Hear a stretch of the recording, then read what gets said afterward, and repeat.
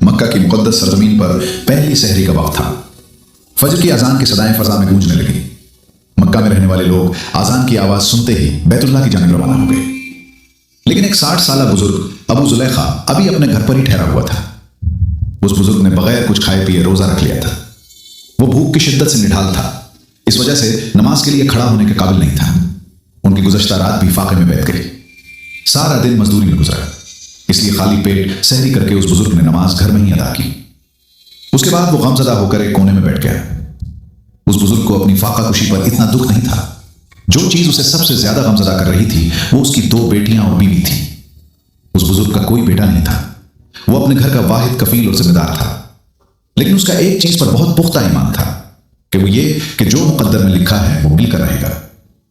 उसकी बीवी कुलसूम उसे कहने लगी, अबू जुलैखा, आज तीसरा दिन है, हमने खाने को देखा तक नहीं है। आज के दिन भी बहुत गर्मी है और सब ने भूखे पेट रोजा रख लिया है। हम तो सब्र कर लेंगे, मगर हमारी बच्चियां भूख की शिद्दत बर्दाश्त करने से कासिर हैं। भूख से उनका बुरा हाल हो रहा है। आप अल्लाह का नाम लेकर घर से निकलें, शायद वो हमारी रोजी का कोई बंदोबस्त फरमा दे ताकि शाम को हम रोजा इफ्तार कर सकें। अबू जुलैखा ने बीवी को तसल्ली दी और कहने लगा, हाँ मैं जा रहा हूं, इंशाअल्लाह अल्लाह जरूर करम करेगा। कुछ ही देर में सूरज तुलू हो गया। अबू जुलैखा घर से निकला और मक्का के बाजार में दाखिल हुआ, लेकिन उसे कहीं से कोई रोजगार न मिला। दिन गुजरने के साथ साथ गर्मी की शिद्दत में इजाफा होता जा रहा था, लेकिन उसे कोई भी काम न मिला। वो मायूसी की हालत में बाजार से निकला और चलता हुआ मक्का की एक वीरान वादी में जा पहुंचा। मुसलसल पैदल चलकर वो बहुत ज्यादा थक चुका था। जमीन पर ही बैठ गए। वो गहरी सोच में मुब्तला था। सोचते सोचते जहां पर वो बैठा था वहां पर दाएं हाथ से नरम मिट्टी को खोदने लगा। दिल ही दिल में अपने आप से कहने लगा कि अगर आज भी मजदूरी ना मिली तो वो घर वालों के खाने का बंदोबस्त कैसे करेगा। अचानक मिट्टी खोदते खोदते उसका हाथ किसी नरम मुलायम चीज से टकराया। उसने हाथ बढ़ाकर उसे बाहर खींचा तो देखा कि यह एक रेशम के कपड़े की थैली थी जो सोने के सिक्कों से भरी हुई थी। उस थैली को देखते ही जैसे उसकी भूख प्यास खत्म हो गई हो, उसकी आंखें खुशी से चमक उठी। सोने के सिक्कों से भरी थैली देखकर वो सोचने लगा कि मैं कितना खुशनसीब हूं। छुपे हुए खजाने खुद ब खुद ही मेरे सामने हाजिर हो गए हैं।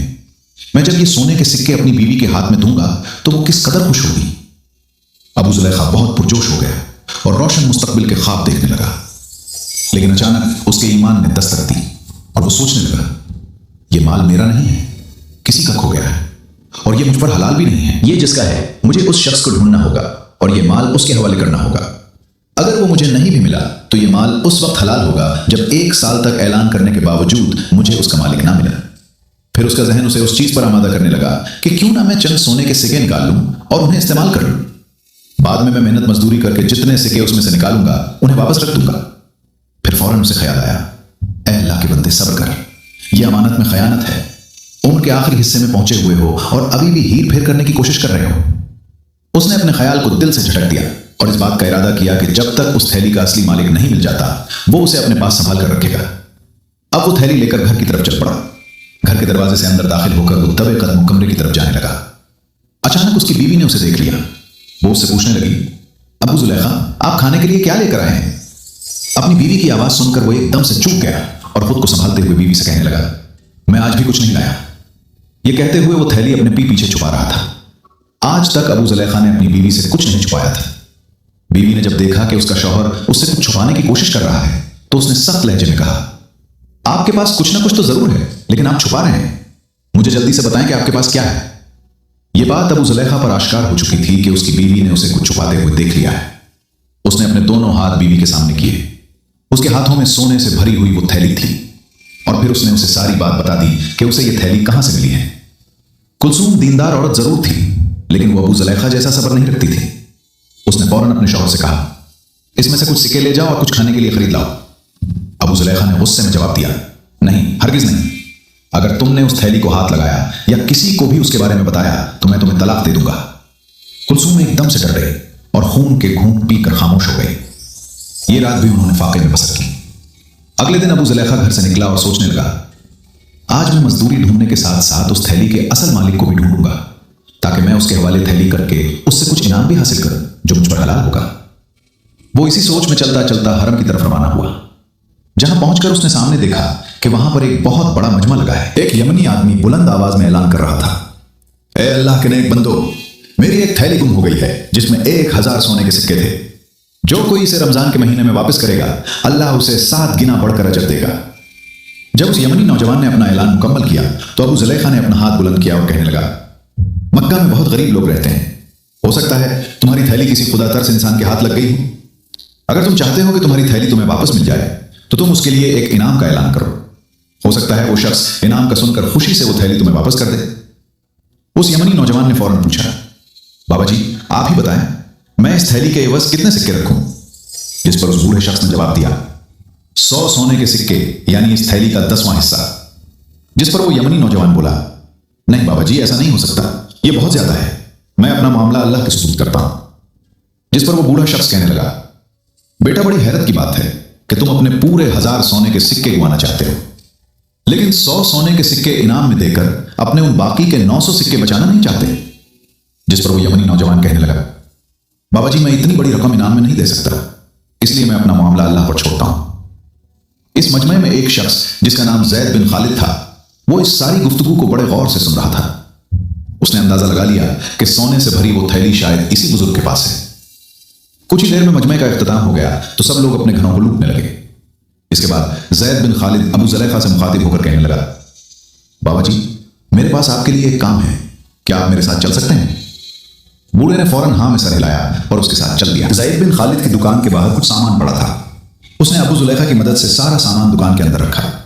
یہ سامان اتنا زیادہ وزنی نہیں تھا اور کام بھی 2-4 گھنٹوں میں ختم ہو گیا، لیکن پھر بھی اس نے ابو زلیخا کو پورے دن کی مزدوری کے پیسے دیے. وہ یہ بات سمجھ چکا تھا کہ ابو زلیخا کو اس وقت پیسوں کی بہت سخت ضرورت ہے. اس نے فوراً مزدوری اس کے حوالے کی. ابو زلیخا نے زید بن خالد کا شکریہ ادا کیا اور گھر کی طرف چل پڑا. زید بن خالد چپکے سے اس بزرگ کے پیچھے پیچھے چلنے لگا. اس نے ابو زلیخا کا گھر تک پیچھا کیا اور جب وہ اپنے گھر میں داخل ہو گیا تو زید بن خالد دروازے کے ساتھ کان لگا کر سننے لگا. ابو زلیخا اپنی بیوی کلثوم سے کہنے لگا، میں نے ایک مجمع میں ایک یمنی شخص کو اس تھیلی کی تلاش میں اعلان کرتے ہوئے سنا ہے. میں نے اسے یہ بھی کہا ہے کہ تم اس تھیلی کے عوض 100 سونے کے سکے انعام رکھ دو، لیکن اس نے میری بات نہیں مانی.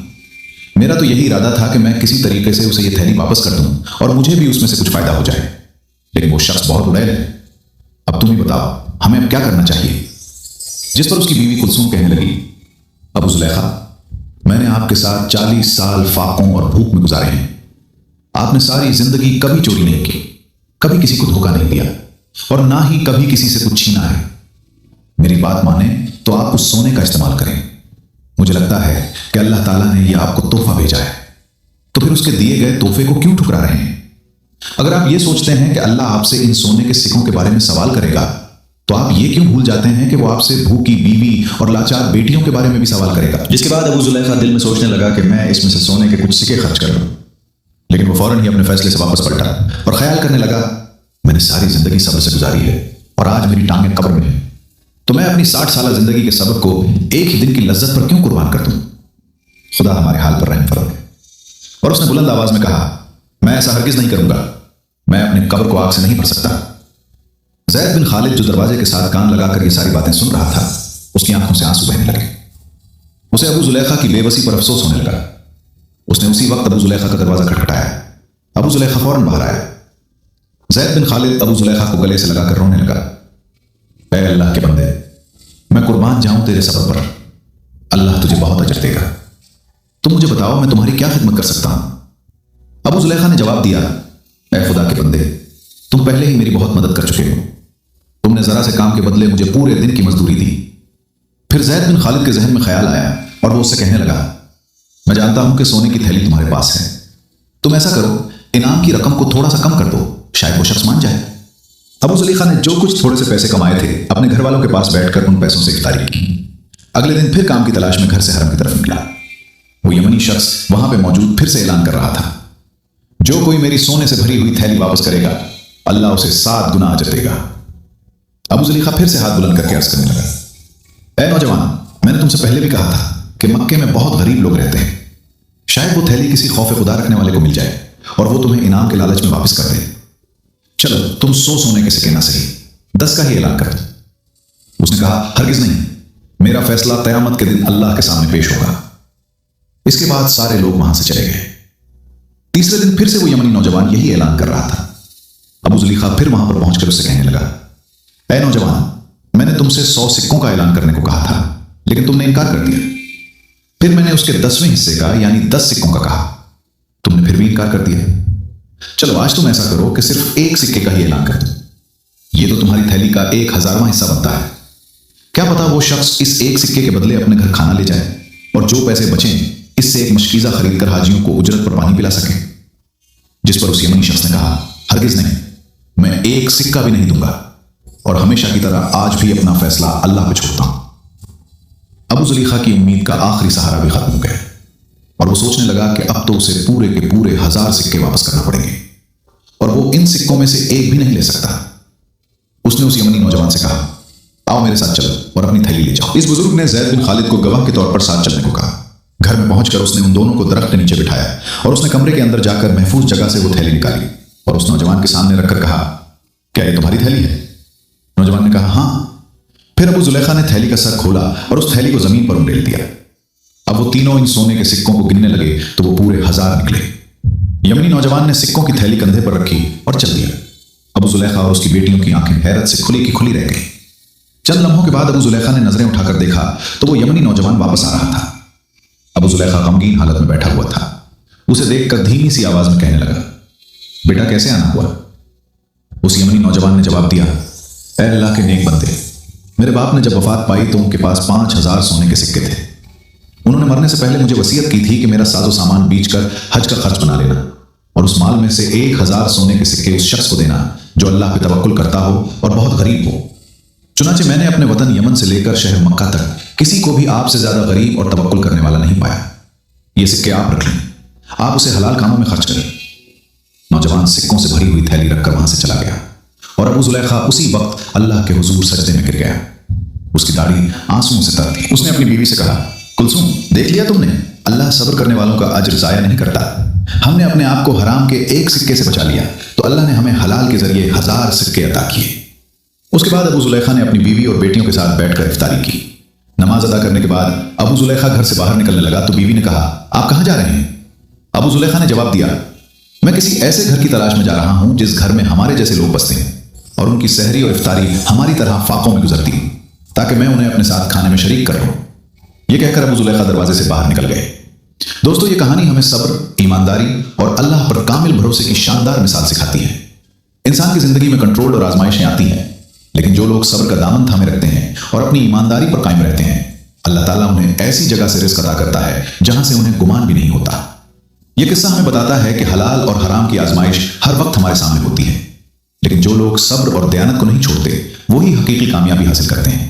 بعض اوقات تھوڑی سی مشکلات انسان کو غلط راستے کی طرف لے جا سکتی ہیں، لیکن جو لوگ اپنے ضمیر کی آواز سنتے ہیں وہی آخر میں سرخرو ہوتے ہیں۔ اس کہانی سے ہمیں دوسروں کی مدد کرنے اور اپنی خوشیوں کو دوسروں کے ساتھ بانٹنے کا سبق بھی ملتا ہے۔ جب اللہ تعالیٰ کسی کو نوازتا ہے تو اس کا بہترین استعمال یہی ہے کہ اس نعمت کو ان لوگوں تک پہنچایا جائے جو محتاج ہیں۔ اس طرح نہ صرف اللہ کی رضا حاصل ہوتی ہے بلکہ حقیقی خوشی اور سکون بھی میسر آتا ہے۔ دوستو، اگر آپ کو ہماری آج کی ویڈیو پسند آئی ہو تو اسے لائک کریں